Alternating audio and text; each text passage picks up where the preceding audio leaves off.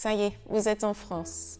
Vous commencez peut-être vos vacances ou vous êtes peut-être en voyage d'affaires. Vous êtes peut-être même déjà allé au restaurant, mais accompagné d'amis qui parlaient français. Mais cette fois-ci, c'est à vous de vous débrouiller tout seul. Vous paniquez un petit peu? Alors je vous donne un petit coup de main. Aujourd'hui, on va couvrir tout le vocabulaire dont vous aurez besoin. Comme d'habitude, n'hésitez pas à changer la vitesse de cette vidéo si vous en avez besoin.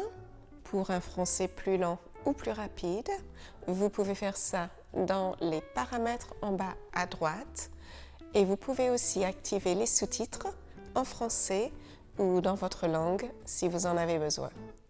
Alors voilà, vous avez choisi votre restaurant et vous arrivez.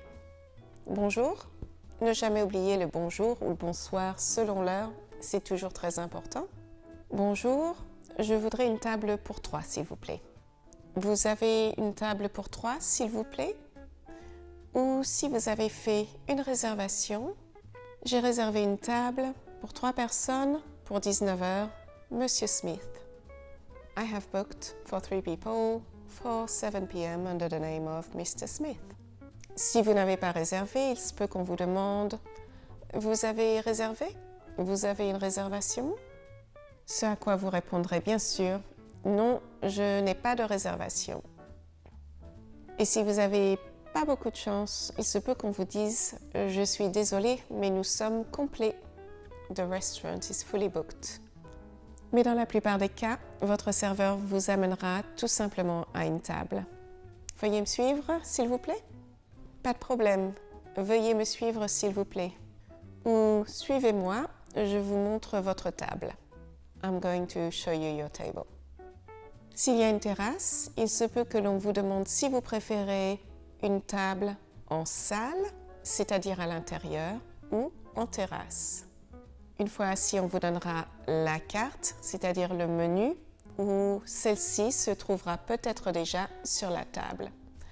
Parfois, il se peut qu'on amène un tableau en ardoise avec le menu. Le menu des boissons se trouvera souvent sur une carte séparée qui se trouvera au milieu de la table. Très souvent, votre serveur vous indiquera quel est le plat du jour.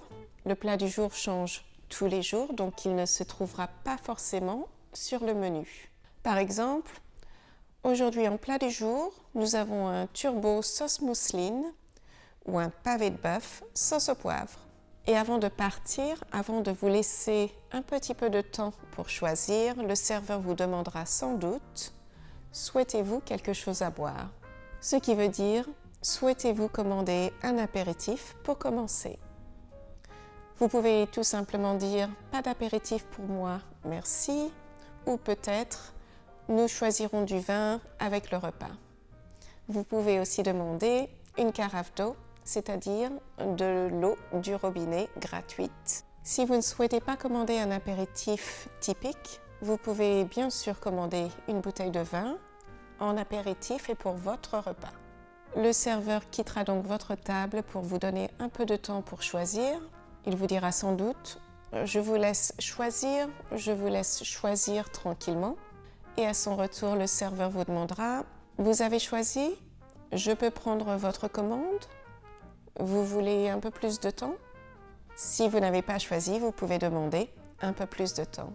« Je peux avoir un peu plus de temps, s'il vous plaît. » Ou vous avez peut-être des questions sur le menu et c'est le moment de les poser. En général, vous commanderez l'entrée et le plat principal ensemble.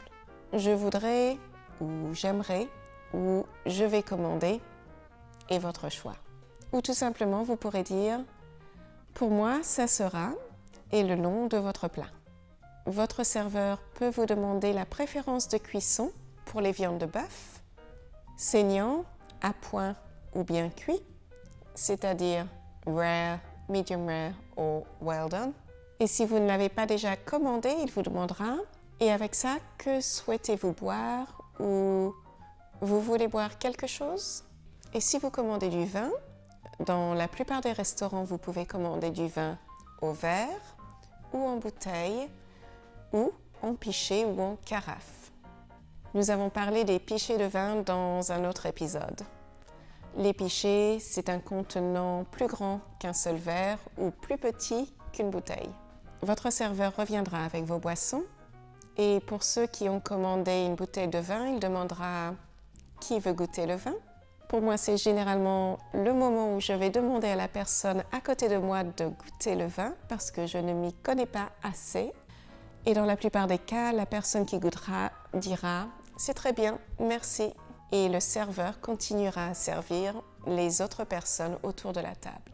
La raison pour laquelle on vous demande de goûter le vin, c'est que le vin peut être bouchonné. Et dans ce cas, c'est tout à fait acceptable de demander une autre bouteille de vin. Mais il s'agit vraiment de la seule raison pour laquelle vous devrez renvoyer la bouteille. Si le vin n'est pas à votre goût ou vous avez fait une erreur en commandant, c'est une autre question. Un vin bouchonné, ça se reconnaît souvent au goût, un goût de moisi.